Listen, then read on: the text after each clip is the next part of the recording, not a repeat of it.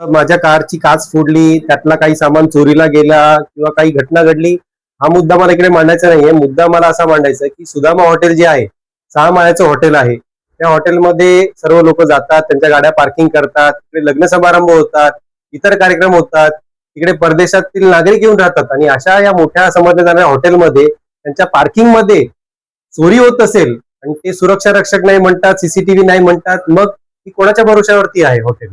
एवढं मोठं हॉटेल असून जर ते साधी सुरक्षा रक्षक आणि सीसीटीव्ही पुरू शकत नसेल तर अशा हॉटेलबद्दल आपण काय करावे? म्हणजे यांनी फक्त नागरिकांना पैसे लुबाडायचे आहेत का, पैसे घ्यायचे आहेत का आणि पैशाच्या बदल्यात कुठली सेवा द्यायची नाही का? हा मला इकडे मुद्दा मांडायचा आहे की आज ती घटना त्यांच्या पार्किंग मध्ये होऊ शकते, तर इतर कुठलीही घटना घडू शकते, चेन स्नॅचिंग होऊ शकते किंवा आणखीन कोणावरती हल्ला होऊ शकतो त्या अंधारामध्ये, आणि हे तिकडे लाईट व्यवस्था करू शकत नाही, सुरक्षा रक्षा करू शकत नाही, सीसीटीव्ही देऊ शकत नाही. हा मुद्दा मला लोकांसमोर मांडायचा होता की आपण त्या हॉटेलला जात असाल, आपण ते चांगलं हॉटेल म्हणून जात असाल, तिकडे तुमची गाडी घेऊन जात असाल महागडी किंवा सोने नाणं घालून जात असणार, तर आपण स्वतःच्या रिस्क वरती जावं. कारण की घटना घडल्यानंतर हॉटेल त्याची कोणतीही जबाबदारी घेत नाही. जेव्हा माझ्याबद्दल घटना घडली तेव्हा त्यांनी कुठली जबाबदारी घेतली नाही. ते पहिले म्हटले की आम्ही सहकार्य करू, सीसीटीव्ही आमचे आहेत, आम्ही हे करू ते करू, पण नंतर 2 दिवसानंतर त्यांनी कुठली जबाबदारी घेतली नाही. अशा बेजबाबदार व्यवस्थापनाबद्दल माझा तक्रार आहे आणि नागरिकांनी याच्या पुढे सुदामा हॉटेल जाताना लक्ष द्यावं हे आवाहन करण्यासाठी मी हा विषय मीडियासमोर मांडत आहे.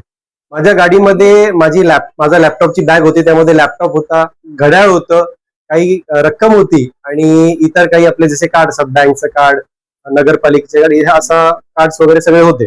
पोलीस घटनास्थळी लगेच आले कारण की घटना जी घडली म्हणजे मुद्देमाल गेला ती घटना वगैरे असू शकते, पण चोरी झाली म्हणजे मुद्दा हा तुझी की त्या हॉटेलच्या प्रिमाइसेसमध्ये चोरी होणं हा सगळा मोठा मुद्दा आहे आणि हॉटेल त्याला शोधू शकत नाही सीसीटीव्ही नसल्यामुळे हा मुद्दा आहे. म्हणून पोलिसांनी तिकडे बोलवलं.